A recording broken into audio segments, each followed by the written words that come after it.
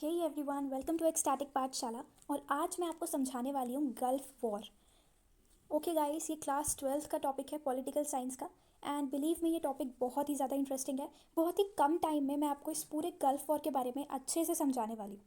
तो बेसिकली अगर हम स्टार्ट करें कि गल्फ वॉर था क्या, सबसे पहले गल्फ वॉर की डेफिनेशन। तो गल्फ वॉर एक लड़ाई थी, एक कॉन्फ्लिक्ट था इराकी फोर्सेस के बीच में और यूएस लेड कोलिशन के बीच में। एक कोलिशन, एक ग्रुप ऑफ कंट्रीज़, एक ग्रुप ऑफ 35 कंट्रीज़ जिसको लीड कर रहा था यूएसए, और इराकी फोर्सेस जिसको लीड कर रहे थे सद्दाम हुसैन। सद्दाम हुसैन इराक के प्रेसिडेंट थे। इराक में 1968 से बाथ पार्टी का रूल इस्टेब्लिश हो गया था, और इसी बाथ पार्टी के सेकंड प्रेसिडेंट थे सद्दाम हुसैन।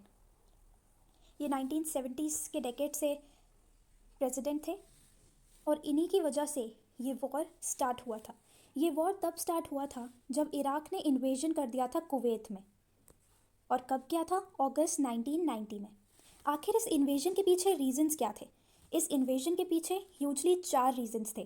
पहला, economic war. Second, oil reserves. Thirdly, 19th province. और fourthly, huge debts from Kuwait. 1990 से पहले 1980 से 1988 तक एक इराक और ईरान के बीच में एक वॉर हुआ था, जिसमें इराक ने ईरान के ऊपर इन्वेड किया था। उस इन्वेजन के चक्कर में इराक ने बहुत सारे लोन लिए थे कुवैत से, और जब वो वॉर ख़त्म हो गया तो कुवैत ने अपने पैसे मांगे, तो इराक इस चक्कर में चिढ़ गया, और ये चिढ़ एक रीज़न बन गई इन्वेजन की जो इराक ने किया कुवैत के ऊपर। इराक ने सोचा कि अगर मैं कुवैत के ऊपर हमला करके उसे अपनी टेरिटरी में मिला लूँगा तो ये सारी डेप्ट्स जो भी मुझे देनी होंगी वो सब माइनस हो जाएंगी, मतलब उसे वो लोन वापस से चुकाना नहीं पड़ेगा। एक रीज़न ये था। सेकंड रीज़न ये था कि इराक ये क्लेम करता था कि कुवैत उसका 19th प्रोविंस है। 18 प्रोविंस उसके पहले से थे, और वो कुवैत को अपने अंदर मिलाकर उसे अपना 19th प्रोविंस बनाना चाहता था। उसका क्लेम ये था कि कुवैत कभी इराक से हटके था ही नहीं, कभी उससे अलग था ही नहीं, और वो उसे अपना 19th प्रोविंस बनाकर अपनी टेरिटरी को बढ़ाना चाहता था। थर्ड रीज़न ये था कि इराक कुवैत के ऑयल रिजर्व्स पे अपना कंट्रोल जमाना चाहता था। कुवैत में जितने भी ऑयल रिजर्व्स थे उनके ऊपर अपना कंट्रोल जमाकर वहाँ के ऑयल के ऊपर कब्जा करना चाहता था। तो थर्ड रीज़न था रिसोर्सेस। और चौथा रीज़न था इकोनॉमिक वॉर। कुवैत ने इराक के टेरिटरी से ऑयल चुराया था। मतलब चुराया कैसे था? कुवैत एक प्रैक्टिस को अडॉप्ट करता था जिसे कहा जाता था साइड ड्रिलिंग। अब साइड ड्रिलिंग में क्या है, मान लो ये वाली जगह कुवैत है और यहाँ पे इराक है, तो यहाँ पर वो ड्रिल करेगा और साइड ड्रिलिंग से ज़मीन के नीचे से यहाँ से ऑयल निकलेगा। तो वैसे तो कुवैत यहाँ से ऑयल निकाल रहा है, लेकिन ये टेरिटरी ऊपर तो इराक की है ना। तो एक ये रीज़न था कि कुवैत ये कर रहा था। और सेकेंड रीज़न ये भी था इकोनॉमिक वॉर में कि कुवैत अपनी कैपेबिलिटी से ज़्यादा, ओपेक एक ऑर्गेनाइजेशन है जो ये कैटेगराइज कर लेती है, एक कोटा सेट कर देती है कि कौन सी कंट्री कितना ऑयल प्रोड्यूस करेगी। कुवैत अपने कोटा से ज़्यादा ऑयल प्रोड्यूस कर रहा था, जिसकी वजह से मार्केट में ऑयल का प्राइस गिर रहा था। एक तो पहले ही इराक डेब्ट के नीचे है, ऊपर से ऑयल के प्राइसेस गिर रहे हैं, तो इराक जितना ऑयल बेच रहा था उसे बहुत ज़्यादा ऑयल रेवेन्यू का लॉस हो रहा था, जिस वजह से उसे लगा कि कुवैत और सऊदी अरेबिया जैसे और भी बहुत सारे देश मिडल ईस्ट के उसके खिलाफ इकोनॉमिक वॉर छेड़ रहे हैं। ये भी एक रीज़न बना इसलिए इराक ने इन्वेड किया कुवैत को। अब जुलाई 1990 में इराक और कुवैत की एक मीटिंग होती है। मैंने जो भी साइड ड्रिलिंग वाला आपको पॉइंट बताया, इराक कुवैत को बोलता है कि आपको हमें $10 बिलियन देने होंगे, क्योंकि आपने हमारा ऑयल चुराया है, इस वजह से आपको $10 बिलियन हमें देने होंगे। लेकिन कुवैत बोलता है कि मैं आपको सिर्फ $9 बिलियन दे सकता हूँ। इसके चक्कर में इराक ने अगले ही महीने अगस्त 1990 में, 2 या 3 अगस्त 1990 में कुवैत के ऊपर हमला कर दिया। तो ये तो हमने बात करी रीजंस की कि आखिर क्यों इराक ने इन्वेड किया कुवैत में। इसके ऊपर एक काफ़ी अच्छी मूवी भी बनी है, एयरलिफ्ट, अक्षय कुमार की। अगर आपको इस इन्वेजन के बारे में अच्छे से जानना हो तो आप उस मूवी को भी देख सकते हो। लेकिन सिर्फ मूवी पर डिपेंड मत होना, इस वीडियो को भी पूरा सुन लेना, उसके बाद मूवी देख लेना अगर टाइम बचे तो। अब थर्ड पॉइंट आता है 3 फेजेस ऑफ वॉर। इस वॉर के आखिर 3 फेजेस थे। पहला फेज था अगस्त 1990 का, जब इराक ने इन्वेड कर दिया कुवैत के ऊपर। सिर्फ 2 दिन में इराक ने कुवैत की कैपिटल कुवैत सिटी को कैप्चर कर लिया था और कुवैत के सारे हाई अथॉरिटीज़ जैसे president, vice president, royal elites, ये सब के सब अपनी कंट्री को छोड़कर भाग गए थे। सिर्फ 2 दिन के अंदर इराक ने कब्जा कर लिया था कुवैत सिटी के ऊपर। लेकिन आखिर इराक ऐसा क्यों कर पाया?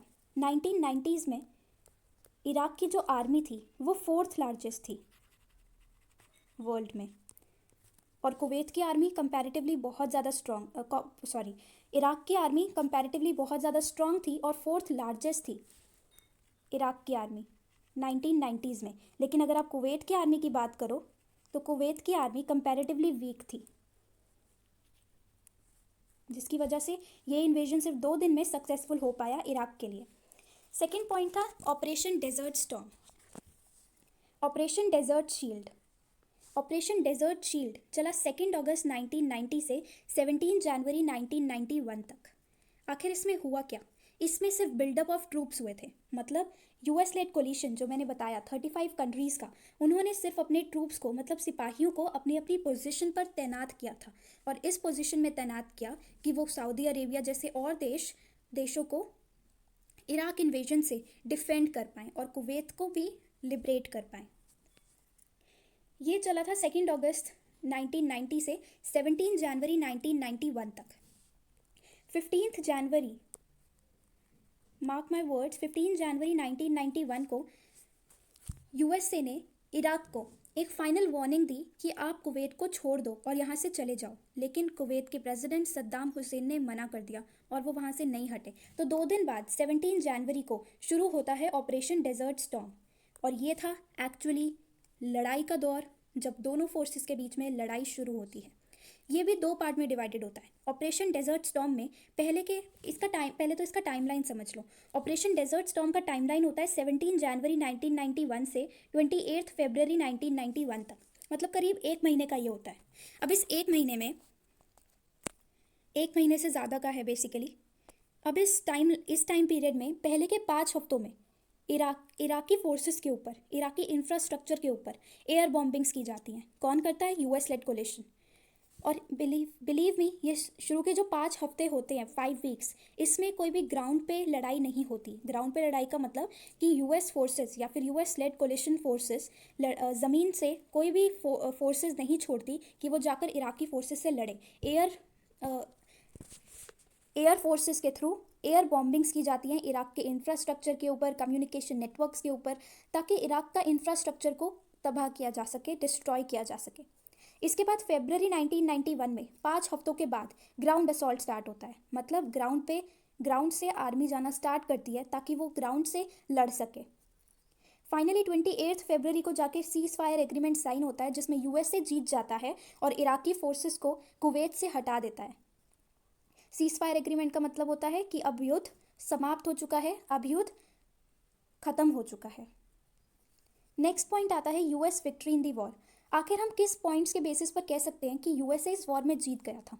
यूएसए के 3 मेन मोटिव्स थे इस वॉर में उतरने के, और ये तीनों मोटिव्स फुलफिल हो गए थे 28 फरवरी आते आते।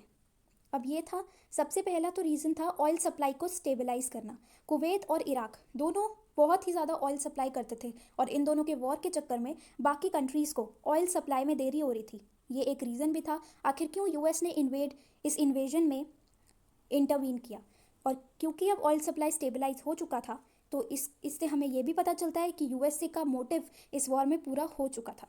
सेकंड उसका मोटिव था कुवैत को लिबरेट कराना, कुवैत को इराकी फोर्सेस से मुक्त कराना, फ्री कराना, लिबरेट कराना, जो उसने करा दिया था। कुवैत में से सारी फोर्सेस को यूएस लेड कोलिशन ने भगा दिया था और कुवैत को लिबरेट करा दिया था। नेक्स्ट था सऊदी अरेबिया का पॉइंट। अब सऊदी अरेबिया बीच में कैसे आ गया?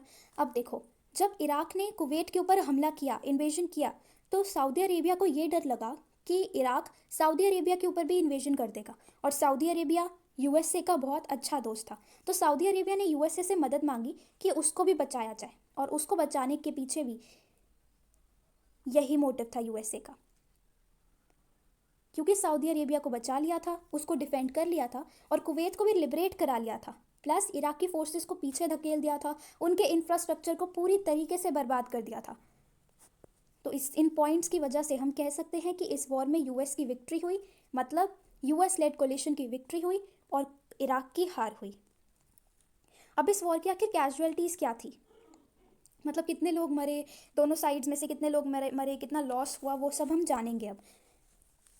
तो 200 यूएस सोल्जर्स डेड हुए थे। यूएस लेड कोलिशन में से सिर्फ 200 सोल्जर्स की डेथ हुई थी, लेकिन इराक के 3500 सिविलियंस मारे गए थे इस युद्ध के अंदर, और करीब अप्रॉक्सीमेटली 30,000 इराकी सोल्जर्स भी मारे गए थे इस वॉर में।